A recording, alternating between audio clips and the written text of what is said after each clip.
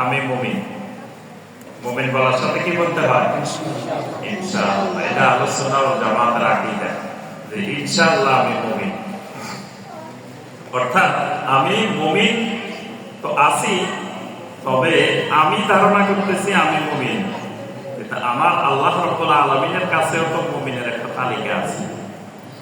জমিনে আদমশুমারি বান্দা একটা তালিকা করে আদমশুমারিতে, আল্লাহ রাব্বুল আলামিনের কাছে আরেকটা তালিকা আছে। দুই তালিকায় কিন্তু গরমিল আছে, মিল নেই। জমিনে অনেককে আমরা মুমিন মনে করি, কিন্তু আল্লাহ রাব্বুল আলামিনের তালিকায় এদের নাম মুমিনের মধ্যে নাই। কারো নাম কাফেরের মধ্যে, কারো নাম মুশরিকের মধ্যে, কারো নাম মুনাফিকের মধ্যে, বিভিন্ন জায়গায় নাম চলে যায়। কিন্তু জমিনে আমরা আদমশুমারিতে ধর্ম লিখি ইসলাম, মানে এদেরকে আমরা গণি যে বাংলাদেশে এত কোটি মুসলিম আছে, তাই আমাদের আদমশুমারিতে এরা মুসলিম, এরা মুমিন। কিন্তু আল্লাহ রাব্বুল আলামিনের কাছে মুমিনের যে তালিকা, সেখানে তার নাম নাও দেখতে পারে। এই জন্য যখন কেউ জিজ্ঞাসা করবে যে আপনি কি মুমিন, আপনার ঈমান আছে, তখন বলতে হবে ইনশাআল্লাহ আমি কি মুমিন। তাহলে আমরা সবাই কি মুমিন? ইনশাআল্লাহ আমরা সবাই মুমিন। এখন মুমিন কাকে বলে?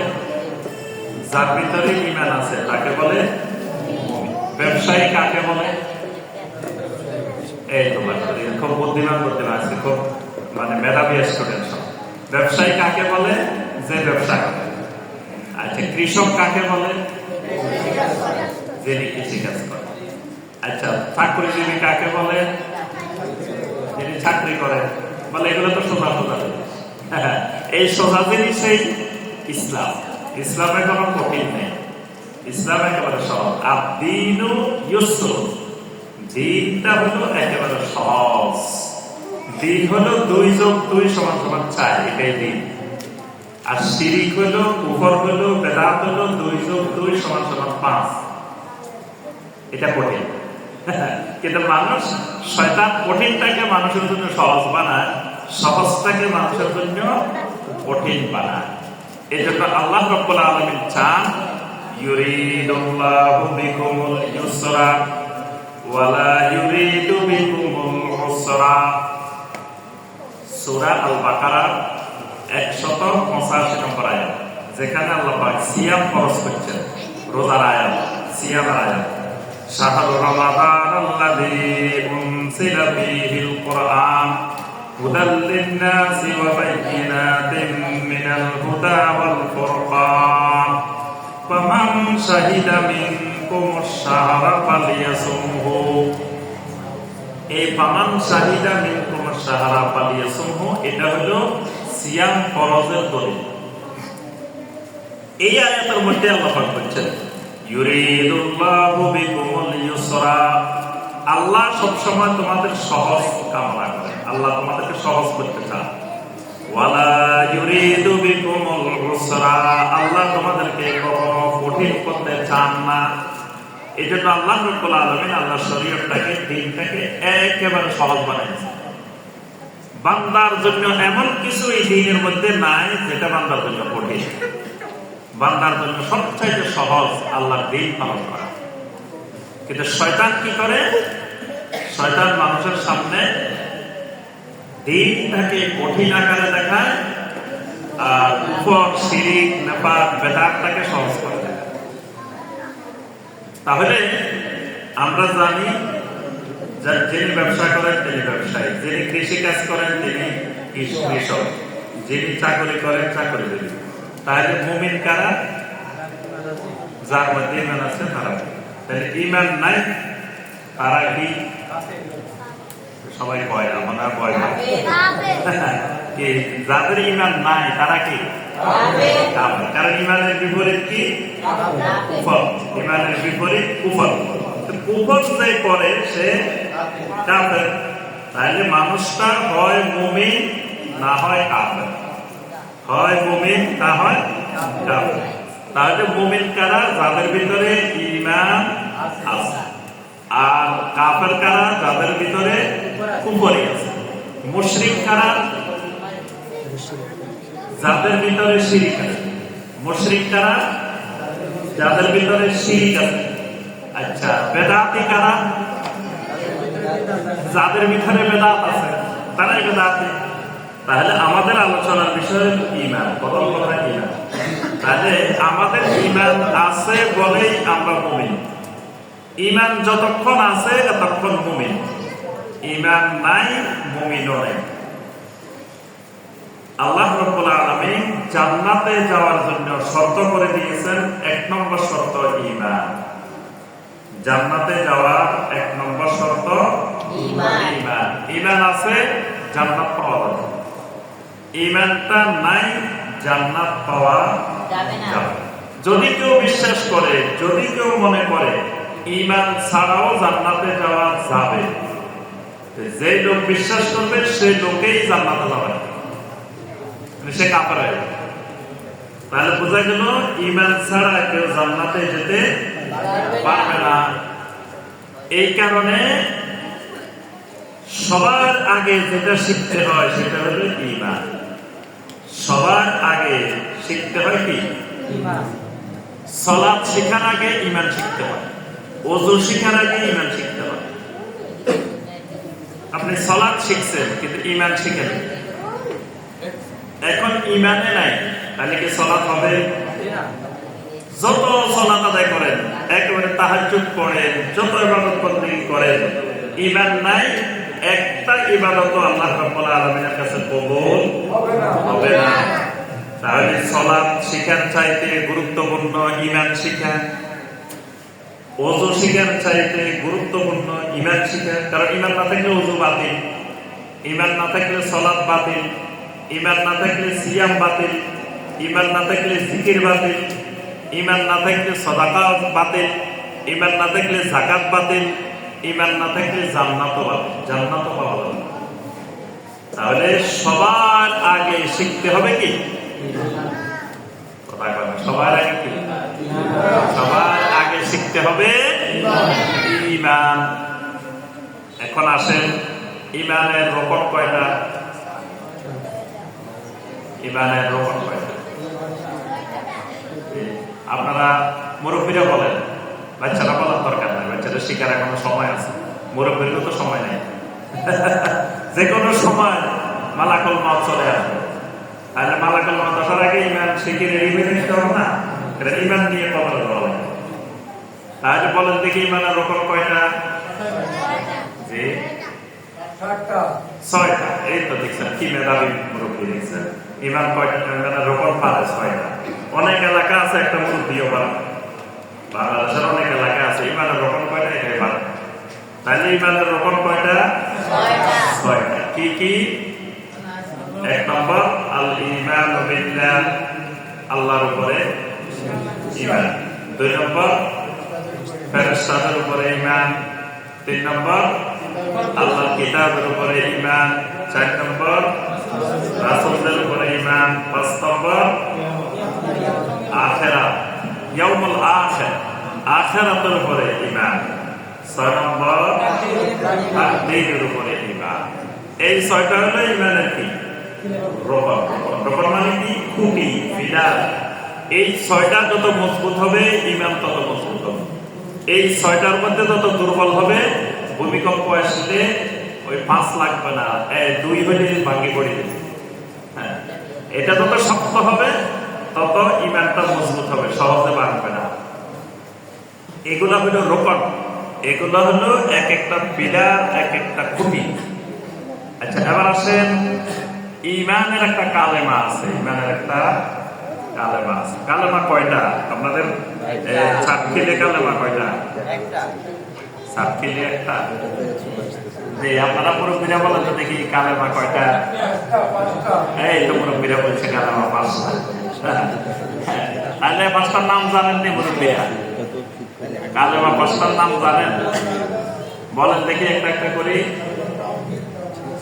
এই তো জানে। 1 নম্বরে কালেমায়ে তাইয়্যিবা, তারপরে কালেমায়ে শাহাদাত, তারপরে কালেমায়ে তাওহীদ, তারপরে কালেমায়ে তামজিদ। কয়টা হচ্ছে? 4টা। তাহলে আরেকটার নাম বলেন। জি, কালেমায়ে তো মজমাল একটা আছে না, তাহলে তো 6টা, 5টা তো মিলে না। আপনারা কইছেন 5টা, এখন আমরা পাইছি 6টা। এই যে কালেমায়ে তৈয়্যিবা, কালেমায়ে শাহাদাত, কালেমায়ে তাওহীদ, কালেমায়ে তামজিদ, 4টা হয়েছে না। এরপরে 5 নম্বরটা ঈমানে মুজমাল, 6 নম্বরটা ঈমানে মুফাসসাল। কালেমা তো 6টা হয়ে গেছে। তাহলে কি 5টা ঠিক না 6টা ঠিক? কি মুরব্বীরা কোন দেখি আপনারা কি মনে করেন, 5টা ঠিক না 6টা ঠিক?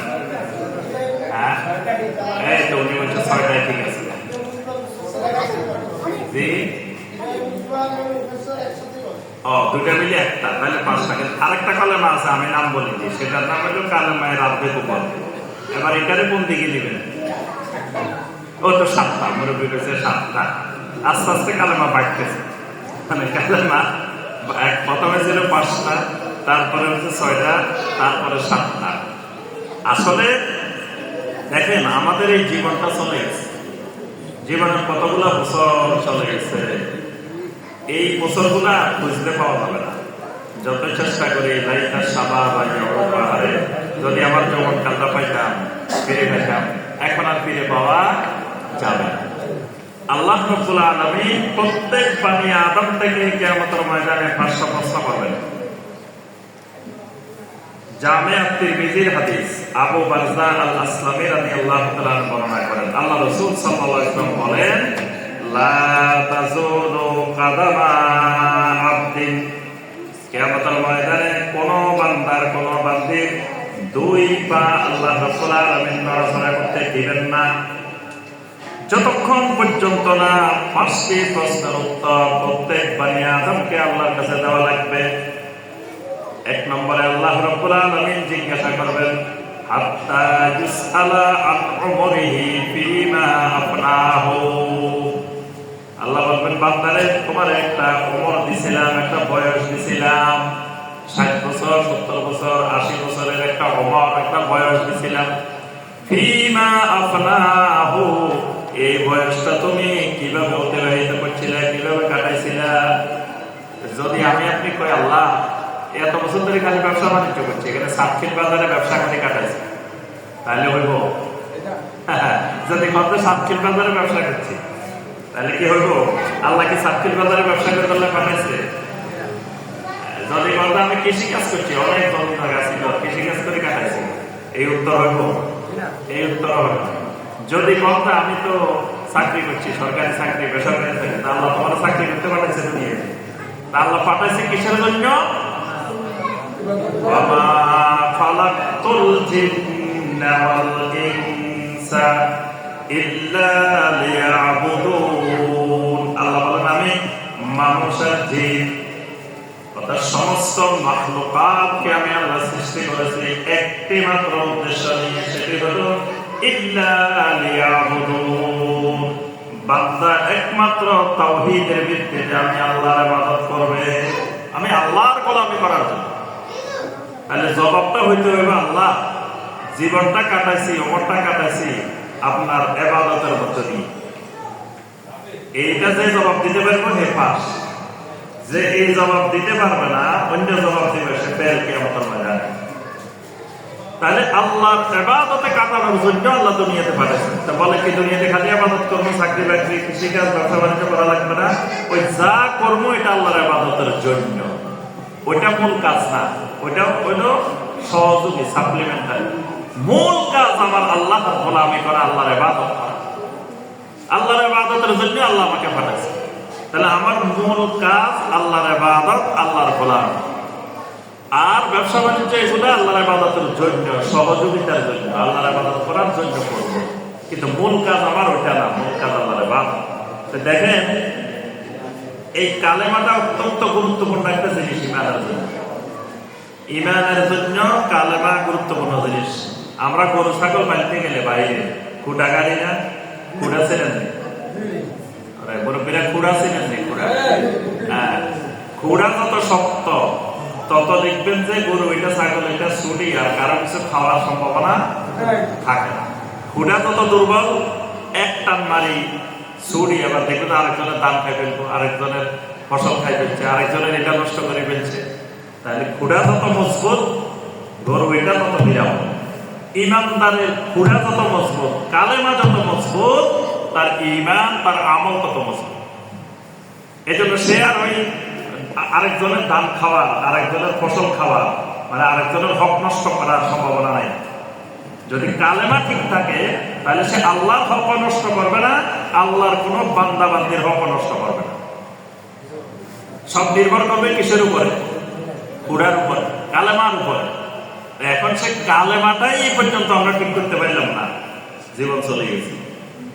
এখনো কালেমা জিজ্ঞেস করলে যদি কই 5টা, যদি কই 6টা, যদি কই 7টা, যদি কই 4টা। আমিও দিন এক মাহফিলে জিজ্ঞেস করছি, একজন কইছে 1টা, আবার কিছু জন কইছে 2টা, কেউ কইছে 3টা, কেউ কইছে 4টা, এভাবে 7 পর্যন্ত গেছে।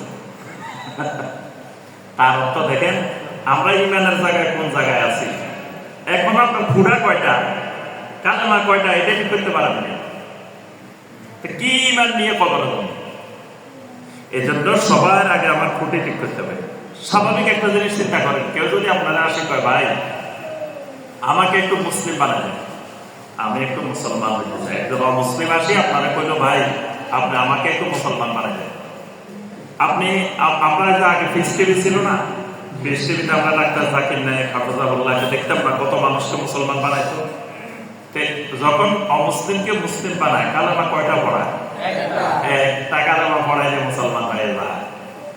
আশহাদু আল্লা ইলাহা ইল্লাল্লাহু ওয়াহদাহু লা শারীকা লাহু ওয়া আশহাদু আন্না মুহাম্মাদান আবদুহু ওয়া রাসূলুহু। সুবহানাল্লাহ। এই কালেমা পড়ার সাথে সাথে মুসলিম হয়ে গেছে। মুসলিমের কালেমা এটাই মূলত কালেমা। এই জন্য সারা জীবন মনে রাখবেন কালেমা একটা, এইটা ঠিক করবেন, এই কালেমাটা ঠিক করবেন। এই কালেমাটা ব্যাখ্যা সহকারে বুঝে নেবেন। এই কালেমার প্রতিটা কথার ব্যাখ্যা আছে। কালেমা ছোট্ট, কিন্তু এই কালেমার ওজন, এই কালেমার ওজন এত বেশি, সারা পৃথিবী এক পাল্লা রাখলে এই কালেমা আর এক পাল্লা রাখলে ওই কালেমার ওজন বেশি। সহিহ আল বুখারী, সহিহ মুসলিমে লম্বা হাদিস আছে। এক ব্যক্তির 99 দপ্তর আমলনামা, সে আমলনামা 99 দপ্তর আমলনামা এক পাশে রাখা হবে। ফাতুদাউ সিজিল্লাত ফি কাফাতিন, এক পাশে 99 দপ্তর আমলনামা রাখা হবে, আরেক পাশে এই বেতা ছোট্ট একটা কাগজের টুকরা, যে টুকরার মধ্যে কালেমা লেখা আছে, এটা আরেক পাশে রাখা হবে। রাখার পরে দেখা যাবে ফাতাশাতিস সিজিল্লাত ওয়া সাকুলাতিল বেতা, মানে ওই কাগজের টুকরাটা এত ভারী হয়ে যাবে 99 দপ্তর আমলনামা উপরে উঠে যাবে। সুবহানাল্লাহ।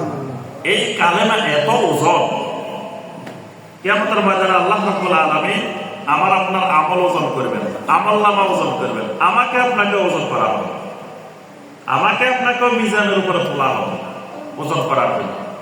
তাহলে এই ওজনটা কিসের ওজন? শরীরের বডির ওজন। জি, তাহলে যার বডির ওজন বেশি তার মিজানের ওজনও বেশি নাকি?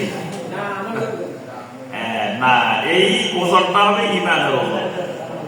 যার ইমান যত বেশি, ইমান যত মজবুত, ইমান যত শক্তিশালী, তার মিজানের মধ্যে ওজন বেশি, তার আমলের ওজন বেশি।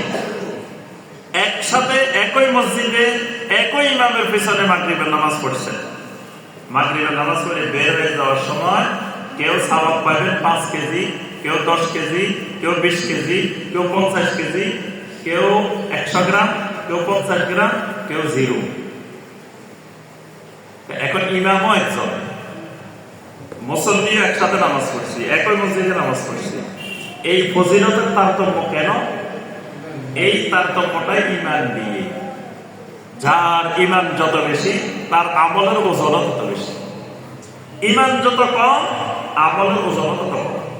ইমানে নাই নামাজ পড়ছে, এই 0 পাই চলে যেত, অথবা নিয়মিত নামাজ পড়ে না, এখন আসে কোনো এক কারণে এখানে বেকায়দা করে নামাজ পড়ছে, 0 নিয়ে চলে যায়, কিচ্ছু ভাবে না। অনেক মুসল্লি আছে সারা সপ্তাহ 34 ঘন্টা পড়ে না, 35তম ওয়াক্তে মসজিদে আসে জুমার নামাজ। এ মনে করে আল্লাহরে ঠকাই দিচ্ছে, আল্লাহ মনে কিছু বুঝে না, সে যাওয়ার সময় 0 নিয়ে চলে যায়। বড় বড় দুটো জিরো পায়, সে কিছু পায় না। কারণ সে তো 34 ঘন্টা ডিউটি করে না, এখন সারা বছর ডিউটি নেই, যখন বোনাস দেওয়া শুরু হয়েছে এটা লাইনে সবাই আগে দাঁড়ায় গেছে, চাকরি নাই, বোনাস কেমনে পায়? আগে তো চাকরি ঠিক রাখতে হবে, তারপরে না বোনাস। জমা হলো বোনাস, এখন চাকরি নাই। এ পুরা সপ্তাহ 34 ওয়াক্তেই সলাতে হাজির নাই, এখন জুমার দিনে পুরস্কার নেওয়ার জন্য আগে ভাগে এসে বসে দিয়েছে, এই কিছু পাওয়ার সম্ভাবনা নাই। তা আমার ভাইয়েরা এবং বোনেরা, তাহলে আমরা বুঝলাম ইমানের একটা কালেমা আছে। এই কালেমাটার আমরা এখন ব্যাখ্যা করবো না, আমাদের সময় কম। এই কালেমার ব্যাখ্যা সহকারে আমার ওয়েবসাইটে গেলে এগুলোর অনেক আলোচনা পাবে, এই বিষয়গুলোর উপর আমার বই আছে। আমি এই পর্যন্ত যা সামান্য খেদমত করছি এই শুধু কালেমার ব্যাখ্যা নিয়ে লিখছি, যা একটু লিখছি যে এই কালেমাটা ঠিক হলে পুরা বাংলাদেশ ঠিক, পুরা দুনিয়া ঠিক, আর কিছু নাই। কারণ নবী সাল্লাল্লাহু আলাইহি ওয়াসাল্লাম যেদিন নবুয়ত পাইছেন সেদিন থেকে নবী সাল্লাল্লাহু আলাইহি ওয়াসাল্লামের ওফাত পর্যন্ত এই 23 বছর এক দাওয়াত দিয়েছেন শুধু দুনিয়ার মানুষকে। কিসের দাওয়াত?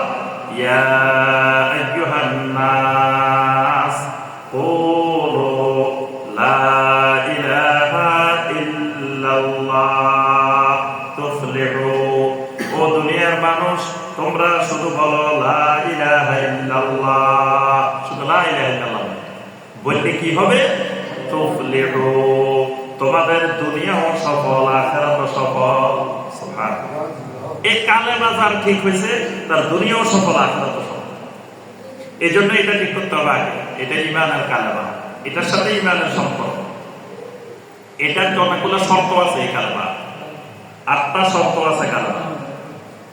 আবার এই কালেমার রোকন আছে, এই কালেমার 2টা রোকন, 2টা রোকনের মধ্যে আবার 4টা 8টা আছে। এর রোকনগুলো ঠিক করতে হবে, শর্তগুলো ঠিক করতে হবে, এই কালেমার অর্থ ঠিক করতে হবে, এই কালেমার আরো কতগুলো নাম আছে, নামগুলো জানতে হবে, এই কালেমা কেমনে নষ্ট হয়, কেমনে ভঙ্গ হয় ওইটা জানতে হবে। এই জন্য এটার উপরে লেখাপড়া করবেন ইনশাআল্লাহ, আল্লাহ পাক আমাদেরকে তৌফিক দান করবেন। আচ্ছা, এবার বলেন ইমানের উপাদান কয়টা? উপাদান বুঝছেন? উপাদান, উপাদান কি জিনিস? মানে যে জিনিসগুলোরে একত্রিত করলে একটা জিনিস হয়। যেমন মোবাইলটা বানাইছে, এটার মধ্যে অনেক জিনিসের একত্রিত করছে, আর এটা মোবাইল আছে। অনেক জিনিস ভিতরে খুঁজলে দেখবেন যে বিভিন্ন রঙের জিনিস একত্রিত করছে, আর এটা কি হয়ে গেছে? মোবাইল। এই মোবাইল তৈরি করতে যত রকমের জিনিস এখানে একত্রিত করছে, এগুলাকে বলা হয় কি? উপাদান। এখন ইমানেরও এরকম উপাদান আছে, এই উপাদান এগুলারে একত্রিত করলে এটা ইমান হয়। একটা নাই, ধরেন এটার মধ্যে সব আছে, এখন চলার জন্য চার্জ দরকার, ব্যাটারি চার্জ, চার্জ নেওয়ার কোনো সিস্টেম নাই, এমনি সব আছে, এটা চার্জ না দিলে চলবে। তাহলে একটা উপাদানের অভাব হইলে এটা আর কাজ করা যায়। ঠিক ইমানেরও এরকম উপাদান আছে।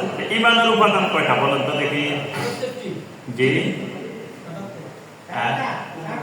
এগুলো তো একটা শাখা। নবী সাল্লাল্লাহু আলাইহি ওয়াসাল্লাম আল ঈমান, আল ঈমানু বিদ'উন ওয়া সাবউনা শু'বা, ঈমানের 70টারও বেশি শাখা আছে। এগুলো শাখা প্রশাখা, আমরা শাখা বলি না, জি আমরা বলছি উপাদান। উপাদান, উপাদান হলো 3টা।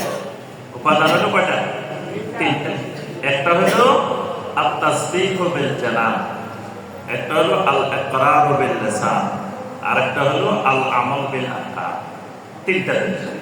একটা হলো মুখে স্বীকৃতি দিতে হবে, এই কালেমাটা জবানে ঘোষণা দেওয়া লাগবে, স্বীকার করে নিতে হবে, দুনিয়াবাসীকে জানাইতে হবে এই কালেমার ঘোষণা দিয়ে। ভিতরে ভিতরে কালেমা রাখলে কাজ হবে না।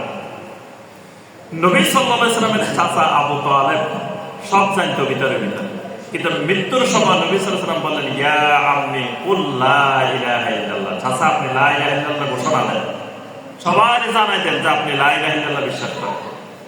এখন পাশা আবু জাহেল বসে দিয়েছে, আরো অনেকে বসে দিয়েছে, এখন একবারের মুখের দিকে থাকা, একবারের মুখের দিকে থাকা, কালেমার ঘোষণা দেয় না।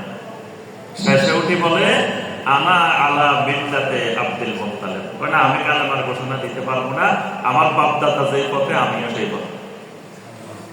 ফামাতা আবু তালেব কাফেরান, আবু তালেব কাফের হয়ে মারা গেছে।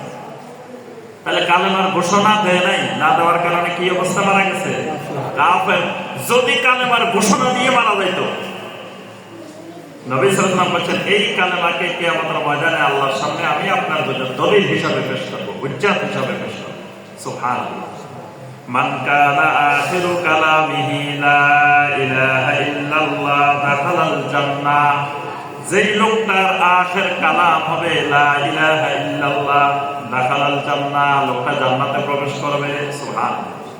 তাহলে প্রথমে জবানে স্বীকৃতি দিতে হবে, তারপরে কি করতে হয়? এই কালেমা অন্তরে নিয়ে আসতে হয়।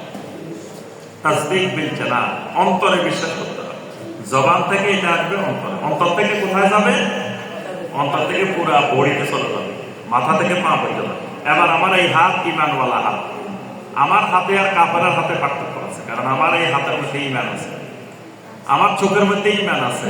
কাফেরের চোখ যত দিকে তাকাইতে পারে, আমার চোখ তত দিকে তাকাইতে পারে না। আবার আমার এই চোখ ঈমান দ্বারা নিয়ন্ত্রিত, আমার ব্রেন ঈমান দ্বারা নিয়ন্ত্রিত, আমার এই চুল ঈমান দ্বারা নিয়ন্ত্রিত।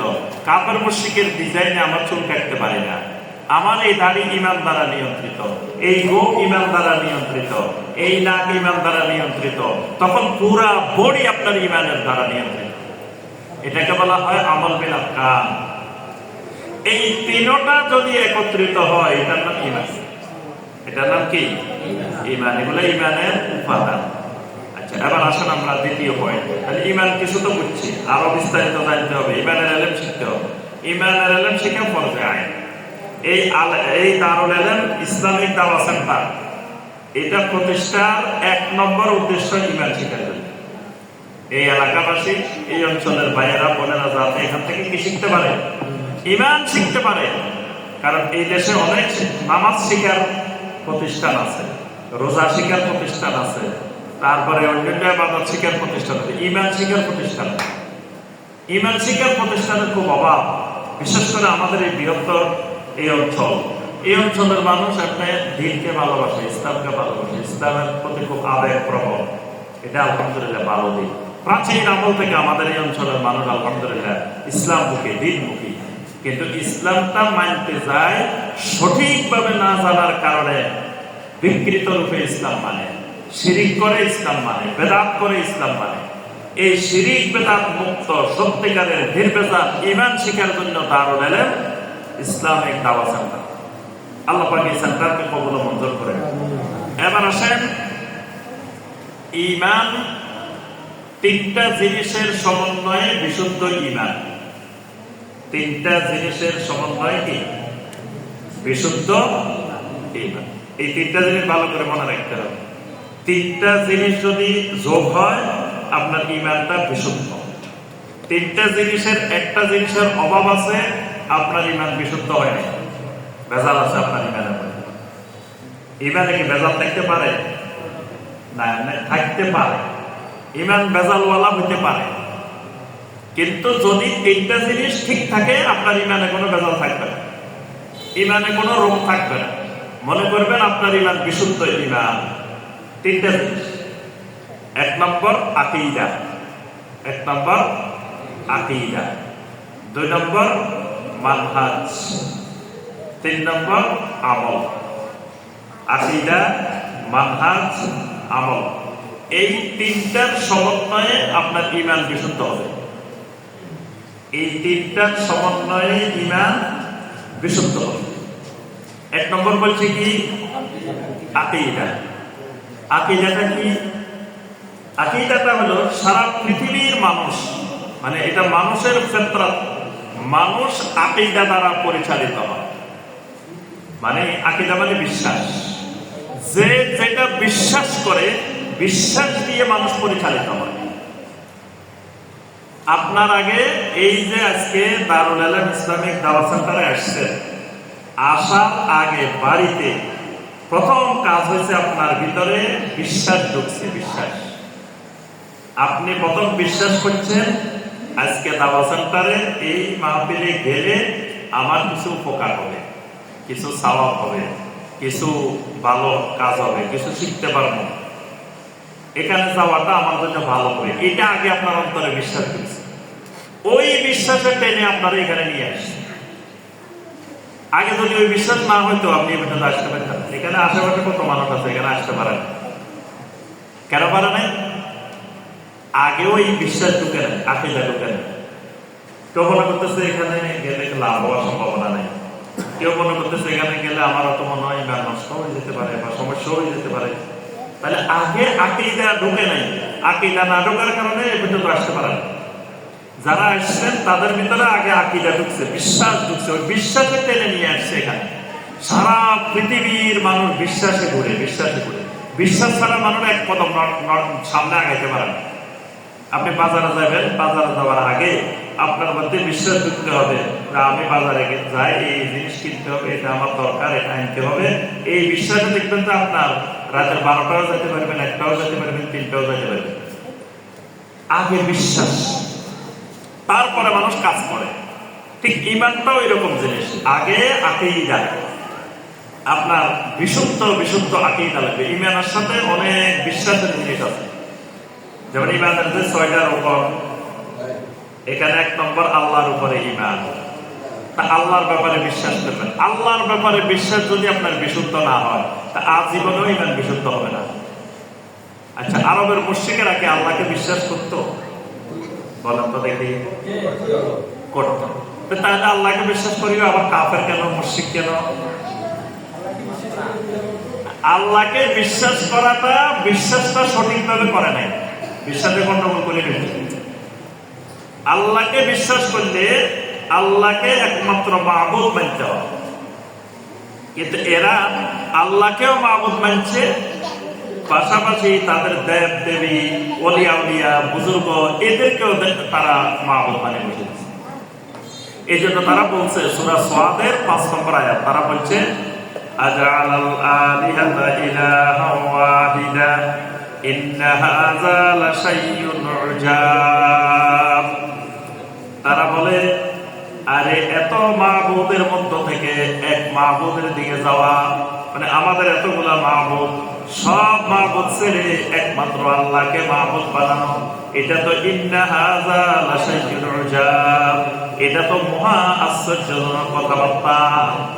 কথা, তারা আল্লাহকেও মাবুদ মানবে, আল্লাহর সাথে আরো 360 জনেরও মাবুদ মানবে।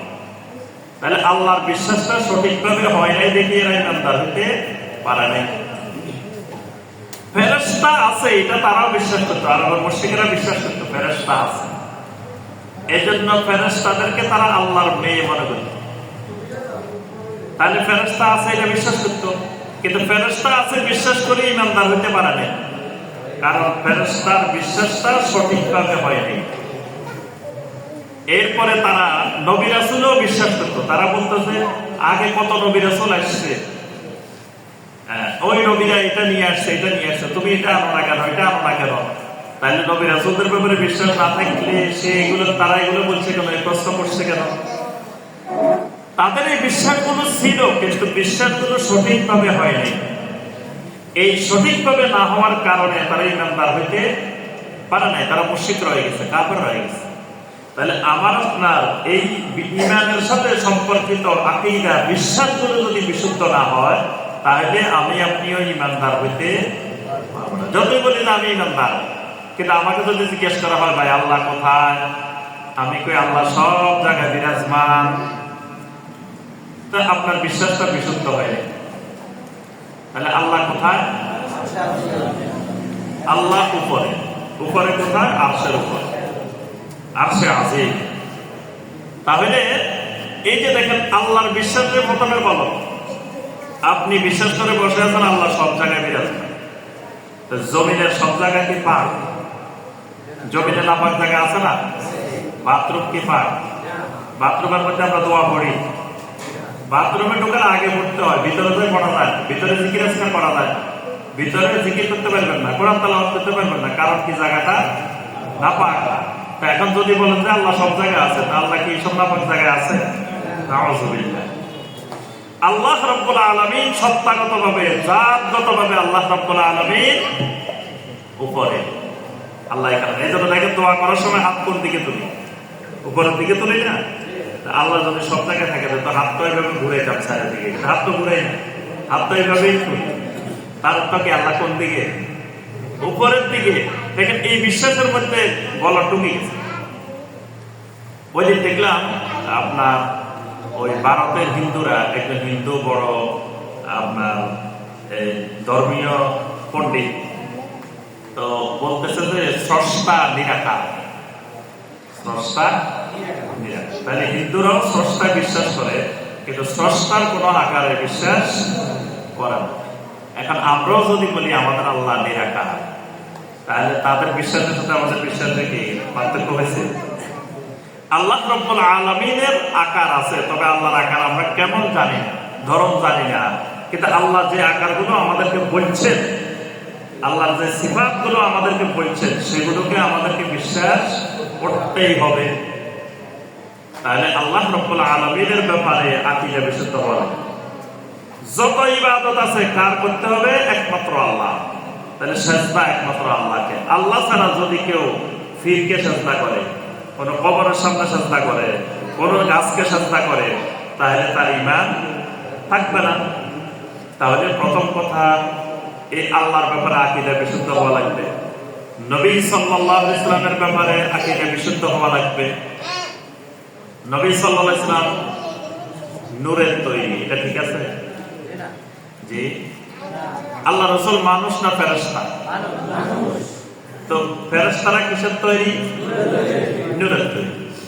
নবী সাল্লাল্লাহু আলাইহি ওয়াসাল্লাম নিজেই বলছেন যে ফেরেশতারা খুলিকাতিল মালাইকাতু বিন নূর, ফেরেশতাদেরকে সৃষ্টি করা হয়েছে নূর থেকে। তো যদি নবী সাল্লাল্লাহু আলাইহি ওয়াসাল্লাম নূর থেকে বানানো হতো, রাসূল বলতেন যে ফেরেশতাদেরকে আল্লাহ নূর দিয়ে বানাইছেন, আমাকে আল্লাহ নূর দিয়ে বানাইছেন, এটা রাসূল বলতেন না? তো রাসূল কখনো বলেন নাই যে আমাকে নূর দিয়ে বানাইছে, কিন্তু রাসূলের উম্মতরা বসে রয়েছে, তারা বলে যে রাসূলকে নূর দিয়ে বানানো হয়েছে। তাহলে রাসূলের ব্যাপারে আকীদা বিশুদ্ধ হয় নাই। রাসূল গায়েব জানেন না, রাসূল আলিমুল গায়েব না। এই জন্য দেখেন, সেই আমি কালকে তাফসীর করলাম সূরা নূরের, যে আপনার বনু মুস্তালিকের যুদ্ধে আম্মা জান আয়েশা রাদিয়াল্লাহু তাআলা আনহা, তিনি গলার হার হারাই গেছে, হার কুঁচকে গেছেন। এখান থেকে তার হাওদা সাহাবায়ে কেরাম নিয়ে চলে গেছেন। তিনি একবার পাতলা মহিলা ছিলেন, হালকা গড়নের মহিলা ছিলেন আম্মা জান আয়েশা রাদিয়াল্লাহু তাআলা। তিনি বসলে বোঝা যেত না যে আছে না নাই। তারা তো বুঝতে পারে না, তারা মনে হচ্ছে ভিতরে আছে। আচ্ছা ঠিক আছে, যারা নিয়ে যাইতেছে তারা বুঝে নাই, ভালো কথা। তো নবী সাল্লাল্লাহু আলাইহি ওয়াসাল্লাম যদি গায়েব জানতেন, তো নবী সাল্লাল্লাহু আলাইহি ওয়াসাল্লাম তো যায়, তোমরা এটা নিয়ে যাইতেছো কেন, এটার ভিতরে তো আয়েশা নাই, কে রাসূল এটা বলতেন না? কিন্তু আল্লাহ রাসূলের সামনে এই খালি হাওদা নিয়ে চলে গেছে, মনে করছে আম্মা জান আয়েশা আছে, অথচ ভিতরে কিন্তু আম্মা জান আয়েশা নাই। পরে ওখানে যায় দেখে যে আম্মা জান আয়েশা। এখানে লম্বা ঘটনা, সূরা নূরের মধ্যে আল্লাহ পাক এই ঘটনা বর্ণনা করছেন। এখন কথা হইল, নবী সাল্লাল্লাহু আলাইহি ওয়াসাল্লাম গায়েব জানতেন না, নবী সাল্লাল্লাহু আলাইহি ওয়াসাল্লাম আলিমুল গায়েব না। কিন্তু যদি আপনি বিশ্বাস করে রাখেন না রাসূল গায়েব জানেন, তাহলে আপনার রাসূলের আকীদা কি হয় নাই? বিশুদ্ধ হয় নাই। আচ্ছা এখন আসেন, এবার যদি আপনি বিশ্বাস করেন রাসূল সব জায়গায় হাজির নাজির, রাসূল এখানে নোয়াখালীতেও আছে, সাতক্ষীরাতেও আছে, সব জায়গায় আছে, রাসূল সব দেখতেছেন, আপনি যদি এই বিশ্বাস করেন, এই বিশ্বাসটা ঠিক আছে? ঠিক নেই। নবী সাল্লাল্লাহু আলাইহি ওয়াসাল্লাম যদি সব জায়গায় হাজির নাজির, তা আল্লাহ হাজির নাজির, রাসূলও হাজির নাজির, আল্লাহর সাথে শিরক হয় নাই? আল্লাহ রাব্বুল আলামিনের ইলম সব জায়গায় হাজির নাজির, আল্লাহর ইলমের বাহিরে যাওয়ার কোনো সুযোগ নাই, আল্লাহর কুদরতের বাহিরে যাওয়ার সুযোগ নাই, আল্লাহর দৃষ্টির বাহিরে আপনি যাওয়ার সুযোগ নাই। আল্লাহ সব দেখেন, সব শোনেন, সব জানেন, এগুলোর বাহিরে আপনার যাওয়ার সুযোগ নাই। এখন যদি রাসূলকেও মনে করেন, তার অর্থ হলো রাসূলের ব্যাপারে আপনার আকীদা বিশ্বাসটা বিশুদ্ধ হয় নাই। আল্লাহর ওলিরা মারা যাওয়ার পরে, যত দিনদার, যত সালেহীন, যত বড় আল্লাহর ওলি হোক, মারা যাওয়ার পরে কোন ব্যক্তির এই ক্ষমতা নাই আপনাকে কিছু করবে। এটা যদি মনে করেন যে না, উনি মারা যাওয়ার পরেও আমার কোনো কাজ করে দিতে পারে, আমার সন্তান দরকার সন্তান দিতে পারে, আমার বিপদ দূর করতে পারে, আমার এটা করতে পারে, এটা করতে পারে, তার অর্থ হলো আপনার আকীদা বিশুদ্ধ হয়। তাহলে ঈমানের জন্য এক নম্বরে যেটা জরুরি, ঈমান বিশুদ্ধ হওয়ার জন্য আকীদা বিশুদ্ধ করা লাগে। কি বিশুদ্ধ করতে হবে? আকীদা। এই দারুল ইলম ইসলামিক দাওয়াত সেন্টার এই আকীদা বিশুদ্ধকরণের কাজ করে। আকীদা বিশুদ্ধকরণ মানে আমাদের মধ্যে যে ভুল বিশ্বাস, ভুল আকীদাগুলো ঢুকে আছে, এগুলোকে পরিবর্তন করে সঠিক বিশুদ্ধ আকীদা, বিশুদ্ধ বিশ্বাসটা শেখানোর জন্য এই দাওয়াত সেন্টার প্রতিষ্ঠা করা হয়েছে। এবার আসেন বিশুদ্ধ ইমানের জন্য তিনটা জিনিস বলছি। এক নম্বর আকীদা, দুই নম্বর কি বলছিলাম? মানহাজ। মানহাজটা কি? মানহাজটা হলো আপনি কোরআন মানবেন, হাদিস মানবেন, কিন্তু কোরআন হাদিসটা কার পদ্ধতিতে মানবেন, এই পদ্ধতিটার নাম মানহাজ। কোরআন হাদিস মানার অনেকগুলো পদ্ধতি আছে। একটা পদ্ধতি হলো কোরআন হাদিসের বাংলা পড়বেন, আপনি নিজে নিজে বুঝবেন আর নিজে নিজে মানবেন, এটা একটা পদ্ধতি। বর্তমানে এরকম কিছু মানুষ পাই গেছে, কোরআন নিজে নিজে পড়ে, নিজে নিজে পড়ি, নিজে নিজে বুঝে। একজন আমাকে কদিন আগে ফোন করে বলছে যে আপনারা যে নামাজ পড়তেছেন এটা কোরআন নামাজ হইতেছে না, মানে হে নিজে নিজে বুঝছে নামাজ না, নিজে নিজে বুঝে এরা। তাহলে এটা একটা মানহাজ। আবার কেউ আরেকজন মানে তার পীর সাহেব জন্য বুঝছে, তাই পীর সাহেবের আদলে বুঝে। আরেকজন দর্শনের ভিত্তিতে, ফিলোসফির ভিত্তিতে বুঝে, মানে কথাটা কোরআনের কথাটাকে দর্শনের সাথে মিলায়, দর্শনের সাথে মিলে বুঝে। আরেকজন যুক্তি দিয়ে বুঝে, যুক্তির সাথে কোরআনের কথাটাকে মিলায়, তারপরে বুঝে। তাহলে বোঝার অনেকগুলো পদ্ধতি আছে। তার মধ্যে একটা পদ্ধতি হলো সাহাবায়ে কেরাম যেমনে কোরআন বুঝছেন, সাহাবায়ে কেরাম যেমনে দ্বীন বুঝছেন, সেভাবে কোরআন বোঝা, হাদিস বোঝা, দ্বীন বোঝা। এই যে যতগুলা পদ্ধতি আছে সব পদ্ধতি ভুল। একটা পদ্ধতি কিয়ামত পর্যন্ত বিশুদ্ধ, সেটা হলো সাহাবায়ে কেরামেরা যেমনে কোরআন বুঝছেন, সাহাবায়ে কেরামেরা যেমনে হাদিস বুঝছেন, কিয়ামত পর্যন্ত কোরআন, হাদিস, ইসলাম, দ্বীন ওইভাবে বুঝতে হবে। এর বাহিরে বোঝার কোন সুযোগ নাই। এটাকে বলা হয় মানহাজুস সালাফ। এটাই সালাফদের মানহাজ। সালাফ মানে সাহাবায়ে কেরাম, সাহাবায়ে কেরামদের মানহাজ, মানে সাহাবায়ে কেরামরা যেমনে বুঝছেন তেমনি বুঝতে হবে। এর বাহিরে নিজের মতো করে কোরআন হাদিস, দর্শন দিয়ে কোরআন হাদিস, যুক্তি দিয়ে কোরআন হাদিস, অন্য কোনো পদ্ধতিতে কোরআন হাদিস বোঝার, কাশ্য দিয়ে কোরআন হাদিস, স্বপ্ন দিয়ে কোরআন হাদিস বোঝার কোন সিস্টেম ইসলামে। যখনই ওই পদ্ধতিতে বুঝবে তখন আপনার ঈমান নষ্ট হয়ে যাবে। তাহলে মানহাজটা বিশুদ্ধ করা লাগে। মানহাজ বিশুদ্ধ করার মানে কি? ওই সাহাবায়ে কেরাম যেমনে বুঝছেন কোরআনের আয়াতটা, হাদিসটা, ইসলামটা, দ্বীনটা, ওইভাবে বোঝা লাগে। 3 নম্বর আরেকটা জিনিস বলছি, সেটা কি বলছি? আমল। ঈমান বিশুদ্ধ করতে হলে আমলও বিশুদ্ধ হতে হবে। আমল বিশুদ্ধ না হলে ঈমান বিশুদ্ধ হবে না। কারণ প্রত্যেকটা আমলের সাথে ঈমানের সংযোগ আছে। আগে বিশ্বাস, আগে ঈমান, তারপর আমল হয়। যেমন ধরেন এই যে আপনারা এখানে বসে দিয়েছেন, এই বসে থাকাটা একটা আমল। এখন যে আমরা বসে আছি, আলোচনা করতেছি, শুনতেছি, এটা একটা কি আমল। এই আমলটা করলে যে সওয়াব হবে, ফজিলত হবে, এটা আগে আমি আপনি বিশ্বাস করছি, বিশ্বাসের কারণে বসে দিচ্ছি। তাহলে আগে ঈমান আনছি, তারপরে আমল করতেছি। ওই ঈমানটা যদি না থাকতো যে এখানে বসলে ফজিলত হবে, এখানে বসলে সওয়াব হবে, এখানে আমি আলোচনা করলে ফজিলত হবে, এখানে আমি শুনলে ফজিলত হবে, এই ঈমানটা না থাকলে আমরা এই আমলটা করতে পারতাম। এই জন্য প্রত্যেক আমলের সাথে ঈমানের সম্পর্ক আছে। এখন আমল গুলাকেও ঈমান বিশুদ্ধ করতে হলে আমল বিশুদ্ধ করতে হবে। আমল কেমনি বিশুদ্ধ? নবী সাল্লাল্লাহু আলাইহি ওয়াসাল্লাম এবং তার সাহাবীরা যেই আমল যেমনে করেছেন, যেমনে শিখাইছেন, যেমনে করতে বলছেন, ওই পদ্ধতিতে করলে আমলটা বিশুদ্ধ। ওই পদ্ধতির বাহিরে করলে আমলটা বিশুদ্ধ না, আমলটা বেদাতি আমল। বুঝে আসছে? এই বেদাতি আমল করলে ঈমানের উপরে প্রভাব পড়বে, ঈমান নষ্ট হয়ে যাবে। তাহলে আমরা বলছি ঈমান বিশুদ্ধ করতে হলে কয়টা জিনিস লাগবে? 3টা। আমার আকীদাকে বিশুদ্ধ করা লাগবে, মানহাজটা বিশুদ্ধ করা লাগবে, আমলগুলোকে বিশুদ্ধ করা লাগবে। কারণ আমল বিশুদ্ধ না হলে কিয়ামতের ময়দানে আমি আমল নিয়ে যাব, কিন্তু এগুলো কোনো কাজে আসবে না। এগুলো সব দুনিগণার মতো উড়ে চলে যাবে যদি আমার আমলগুলো বিশুদ্ধ না হয়। তো সম্মানিত ভাই ও বোনেরা, আমাদের মূল কথা শেষ। যে মূল যে পয়েন্টগুলো, যে ঈমানের সাথে আকীদা, মানহাজ, আমলের সম্পর্ক। তাহলে এই যতগুলো কথা বললাম, এই কথাগুলোর সাথে এই দাওয়া সেন্টারের সম্পর্ক। মানে দাওয়া সেন্টার কেন দরকার? দাওয়া সেন্টারের নামে হলো কি দারুল এলম, এলমের জন্য। এলম কি জিনিস? এলম আর বাংলা কি বলেন তো দেখি? এলমের বাংলা জ্ঞান। তাহলে এলমের বিপরীত মানে জ্ঞানের বিপরীত কি? জি, নির্বুদ্ধি। আচ্ছা, এবারে আপনাদের কাছে প্রশ্ন, আপনারাই উত্তর দিবেন।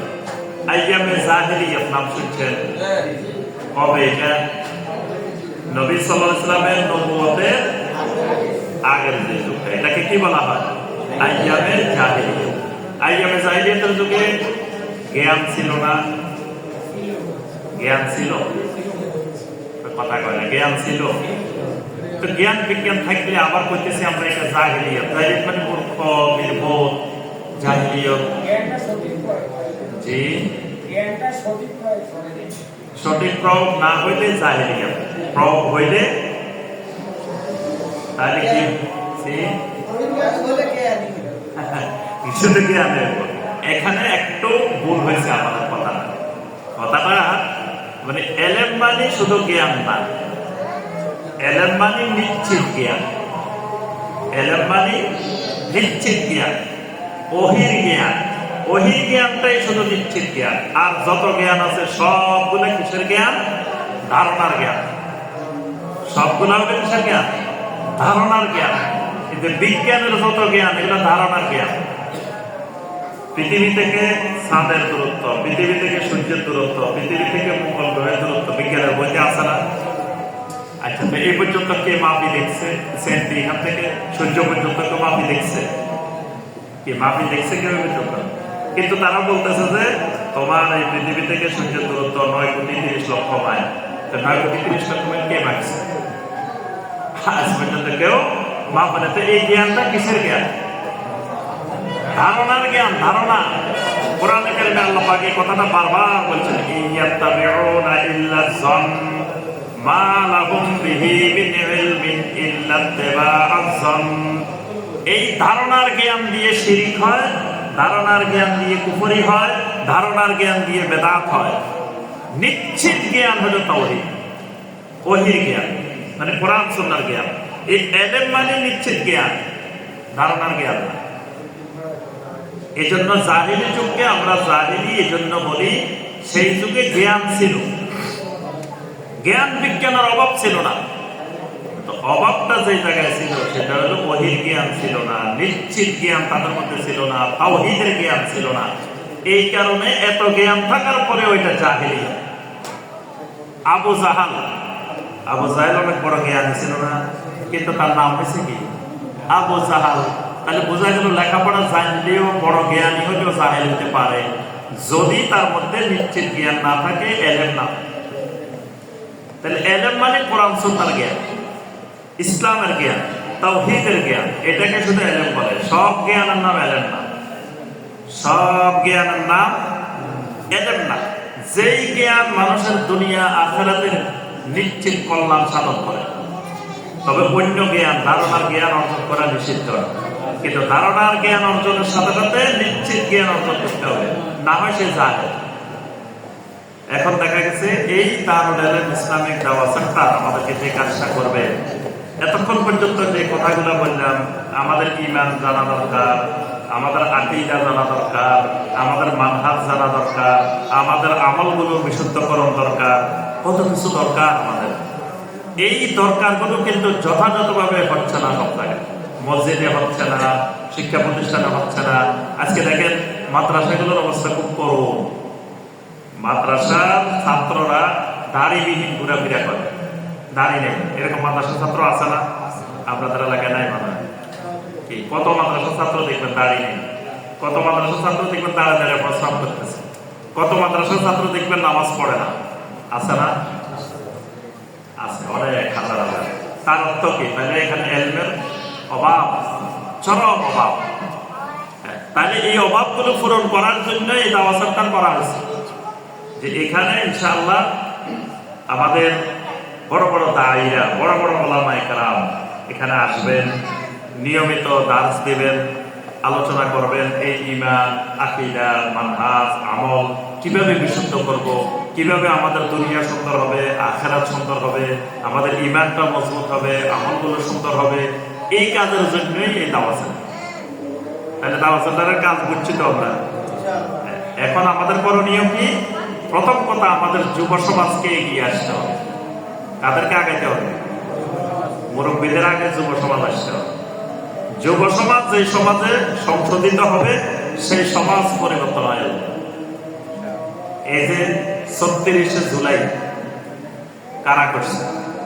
মুরব্বীরা করছে, কথা কয় না। যুবকেরা করছে না, মুরব্বীরা কিন্তু পারে নাই, ১৭ বছরও পারে নাই মুরব্বীরা। কিন্তু করে দেখাই দিয়েছে কারা? আল্লাহ সুবহানাহু ওয়া তাআলা যুবকদের মাধ্যমে করাইছে। এটা আল্লাহ করাইছে। না হয় যাদের পতন হয়েছে ওরাও কোনোদিন ভাবে না যে তাদের পতন হবে, তারা স্বপ্নেও দেখে নাই কোনোদিন তাদের পতন হবে। তারা তো এটাকে মাসিও মনে করে না, ছাত্রদের এই আন্দোলনকে তারা কিছুই মনে করে না। বলছে এর থেকে বড় বড় কত আন্দোলন আমরা দুঃশ্বাস করে দিছি, এইটা তো আন্দোলন না তাদের জন্য। এটা আল্লাহ রাব্বুল আলামিন নমরুদকে একটা মশা দিয়ে ধ্বংস করছিলেন, সেই কথা তো ওরা বলে গেছে। আল্লাহ পাক এই ছাত্রদের মাধ্যমে, জনতার মাধ্যমে, যুবকদের মাধ্যমে ধ্বংস করছেন। তাহলে যুবকরা যেই সমাজে জেগে ওঠে ওই সমাজ পরিবর্তন হয়। আসহাবুল কাহফে যারা ওই যে পাহাড়ের আশ্রয় ছিলেন, পাহাড়ের উপর, তারা সব যুবক ছিলেন, বুড়া মানুষ ছিল না। যখন আল্লাহর ঘরে মূর্তি ঢুকায়, সর্বপ্রথম মূর্তি ঢুকাইছে একজন আলেম, আমর বিন লুহাই। আমর বিন লুহাই আল খুজাই। এই লোক ওই জামানার সবচেয়ে বড় আলেম ছিল, ওই জামানার সবচেয়ে বড় পীর সাহেব। এই লোকের শাম থেকে একটা মূর্তি নিয়ে আসছে, মূর্তি নিয়ে এসে আল্লাহর ঘরে ঢুকেছে প্রথম। তখন ওই মক্কার যুবকেরা উঠে বাধা দিচ্ছে। যুবকেরা বলছে এটা ইব্রাহিমের তৈরি করা তাওহীদের ঘর, এখানে কোনো মূর্তি ঢুকানো যাবে না। এখন মুরব্বীরা আসে কয় কি, এই মেয়ে আমাদের বড় হুজুরে বুঝে না, তোমরা নি বুঝো। মুরব্বীরা আসে বাধা দিচ্ছে যুবকদেরকে, কয় আমাদের এত বড় হুজুর, এত বড় পীর সাহেব, উনি বুঝে না এটা শিরক হইব, তোমরা বুঝি গেছো শিরক। মুরব্বীদের বাধায় যুবকেরা কিছু করতে পারে না, আল্লাহর ঘরে একটা মূর্তি ঢুকাই দিচ্ছে। এই ঢুকাইছে তো এরপরে ঢুকতে ঢুকতে ৩৬০টা ঢুকছে একটা ঢুকানোর পর। তাহলে এই শিরিক ঢুকাইছে কে? বড় হুজুর, বড় আলেম। বাধা দিছে কারা? যুবকেরা। যুগে যুগে যুগে যুগে পৃথিবীর যেখানে দেখবেন যত বিপ্লব, যত পরিবর্তন সমাজের, সব যুবকেরা হয়েছে। সুতরাং এই দাওয়াত সেন্টারের মাধ্যমে এই সমাজকে পরিবর্তন করতে হলেও এই সমাজের যুব সমাজকে, আমার যুবক ভাইদেরকে আগায় আসতে হবে। কারণ যুবকেরা জীবনে রিস্ক নিতে পারে, মুরব্বীরা রিস্ক নেয় না। মুরব্বীরা কয় কি, আমি যদি দাওয়াত সেন্টারে যাই, আবার কে কি কয় চারপাশে, আবার আমার পদ পদবি ঠিক থাকে কিনা, মসজিদের সভাপতি আছে চিন্তা করে এখানে গেলে আবার সভাপতি থাকবো কিনা, সেক্রেটারি থাকবো কিনা, অমুক জায়গায় থাকবো কিনা, এইসব চিন্তা করে।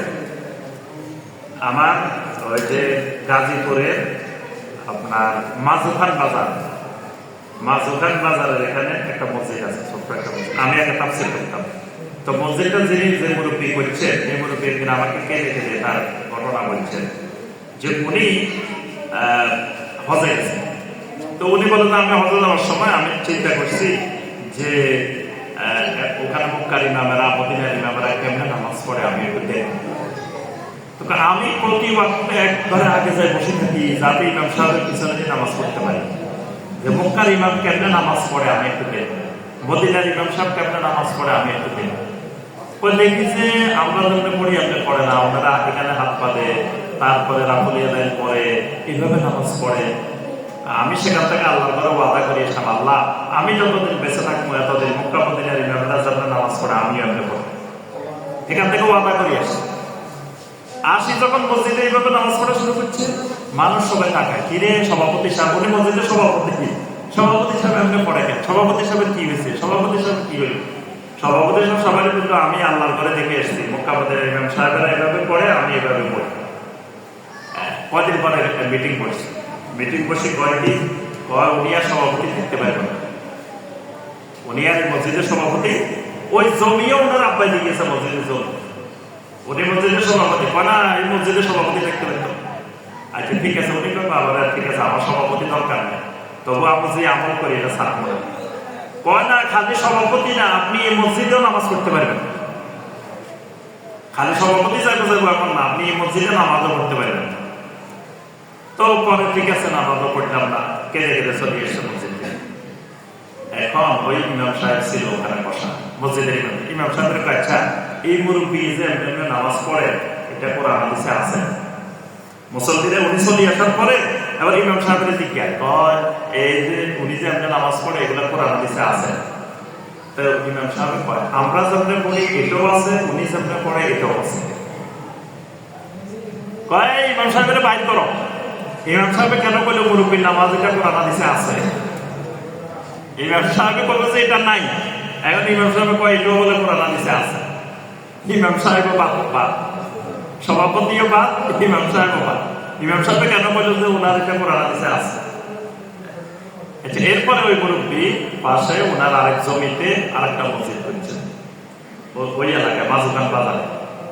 তো আমি যে কথাটা বলছিলাম, দেখেন এই সামান্য কিছু আমলের পরিবর্তন, এটাতে ওনার সভাপতি পদ গেছে, মসজিদ থেকে বের করছে। ওনার বাপের দেওয়া জমি, উনি মসজিদের সভাপতি, এত প্রভাবশালী, মসজিদ বানাইছেন, কিন্তু ওনার সভাপতিও কিন্তু সব গেছে।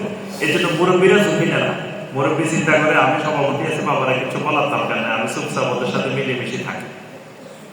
তারপরে চিন্তা করে আমি এখানে এত সম্মান নিয়ে আসি, মানুষ আবার কে কি কয়, তারা সম্মান নষ্ট হয়ে যাব, তাদের পদ নষ্ট হয়ে যাব, এইসব ঝুঁকি নিতে মুরব্বীরা রাজি হয় না। এই জন্য মুরব্বীদের দিয়ে সমাজ পরিবর্তন হয় না। যুবকেরা ঝুঁকি নিতে পারে, যুবকেরা যা হইব তা সব চলে থাক, অসুবিধা। এই জন্য আবু সাইদেরা দেখেন বুক পেতে দিচ্ছে, গুলি গুলি করো, কিন্তু এই বুক পেতে মুরব্বীরা কোনোদিন দিতে পারবে না। তাহলে এই দারুল উলুম ইসলামিক সেন্টারেও আমার যুবক ভাইরা এগিয়ে আসতে হবে। এই এলাকার যে যুব সমাজ, আমি বিশেষ করে আমার যুবক ভাইদের প্রতি অনুরোধ করব, তোমরাই এই সমাজের পরিবর্তনকারী। তোমরা এগিয়ে আসলে এই সমাজ থেকে শিরিক দূর হবে, বেদাত দূর হবে, এখানে তাওহীদ সুন্নাত কায়েম হবে ইনশাআল্লাহ। এই জন্য আমি একবার হজে গেছি, প্রথমবার দেখি যে কিরে মক্কা মুকাররমায় যুবক, একদল যুবক আসলো, সবগুলোর গায়ের মধ্যে একটা ড্রেস লাগানো, আলাদা একটা ড্রেস। হাজিদের সেবা করতেছে, খেদমত করতেছে, পানি দিতেছে, বিভিন্ন কাজ করতেছে। হাজিদের গায়ের মধ্যে ড্রেস একটা লাগানো, লেখা আছে শাবাবে মক্কা আল মুকাররমা, মক্কা মুকাররমার যুবক। আরবিতে লেখা শাবাবে মক্কা আল মুকাররমা। তা আমি তাদের সাথে কথাবার্তা বললাম, জিজ্ঞেস করলাম, তো বলে যে এটা আমাদের ফখর, যে আমরা মক্কা মুকাররমার যুবক, এটা আমাদের গর্বের বিষয়। কারণ এই মক্কার যুবক মুহাম্মদ রাসূলুল্লাহ সাল্লাল্লাহু আলাইহি ওয়াসাল্লাম, তিনি ছিলেন শাবাবে মক্কা আল মুকাররমা। এই মক্কার যুবক আবু বকর সিদ্দিক রাদিয়াল্লাহু তাআলা, এই মক্কার যুবক ওমর ইবনে খাত্তাব রাদিয়াল্লাহু তাআলা। এই জন্য আমরা ফখর করি যুবকেরা, তা আমরাও সেই মক্কার যুবক। এই জন্য এই মক্কার যুবক লাগাই খেদমত করতে আসছে, হাজিদের খেদমত করতে আসছে। তাহলে এই সাতক্ষীরের যুবক, এই এলাকার যুবক যারা, এটাও তোমাদের জন্য ফখর। আল্লাহ পাক এখানে একটা দাওয়াত সেন্টার, বিশুদ্ধ ঈমান আকীদার দিকে আহ্বানকারী একটা মার্কাজ, একটা এলেমের কেন্দ্র আল্লাহ পাক প্রতিষ্ঠা করার তৌফিক দিয়েছেন। এই জন্য তোমরা সবসময় এই প্রতিষ্ঠানের খাদেম হয়ে থাকবা, নিজেরা জ্ঞান অর্জন করবা, আর দাওয়াত দিবা এলাকার মানুষগুলোকে শিরিক মুক্ত করা, বেদাত মুক্ত করা, তাওহীদ মুক্তি করা, সুন্নাহ মুক্তি করার তোমরা কাজ করবা। আল্লাহ পাক আমাদের সবাইকে তৌফিক দান করুন। আল্লাহ পাক আমাদের সবাইকে দারুল উলুম ইসলামিক দাওয়াত সেন্টারের খাদেম হওয়ার আল্লাহ পাক তৌফিক দান করুন। আল্লাহ রাব্বুল আলামিন এই দাওয়াত সেন্টারের মাধ্যমে এই এলাকা থেকে সমস্ত শিরিক বেদাতকে আল্লাহ দূরীভূত করে এই এলাকাকে আল্লাহ পাক তাওহীদের এলাকা, সুন্নাতের এলাকা হিসেবে কবুল মঞ্জুর করে। আমিন ইয়া রাব্বাল আলামিন। আসসালামু আলাইকুম ওয়া রাহমাতুল্লাহি ওয়া বারাকাতুহু।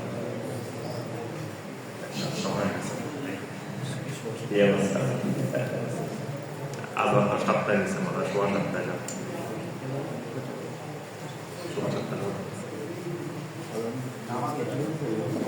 এখানে আজান জামাত করে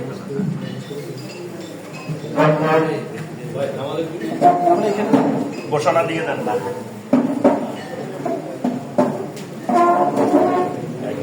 ঘোষণা দিয়ে দেন।